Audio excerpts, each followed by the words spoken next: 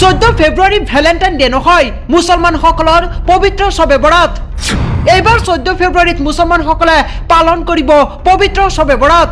এই ভিডিঅ'টো প্ৰতিগৰাকী মুছলমানে শ্বেয়াৰ কৰি দিয়ক যাতে এই খবৰ সকলো মুছলমানে জানিব পাৰে, কিয়নো 14 ফেব্ৰুৱাৰীত সমগ্ৰ বিশ্বতে ভেলেণ্টাইন ডে পালন কৰা হয়, কিন্তু এইবাৰ 14 ফেব্ৰুৱাৰীত শবে বৰাত অৰ্থাৎ ইছলাম ধৰ্মাৱলম্বী লোকসকলে এইবাৰ শবে বৰাতৰ ৰাতি উদযাপন কৰিব। ইয়াৰ উপৰিও আন এক সুখবৰ আছে সকলোৰে বাবে।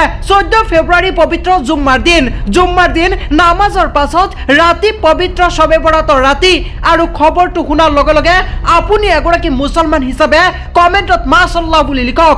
14 ফেব্ৰুৱাৰীৰ দিনা সমগ্ৰ বিশ্বতে ভেলেণ্টাইন ডে পালন কৰা হয়, কিয়নো এইবাৰ 14 ফেব্ৰুৱাৰী আৰু ফেব্ৰুৱাৰী মাহটোক প্ৰেমৰ মাহ বুলিও গণ্য কৰা হয়। ইফালে ফেব্ৰুৱাৰী মাহৰ 14 তাৰিখে উদযাপন কৰা হয় ভেলেণ্টাইন ডে।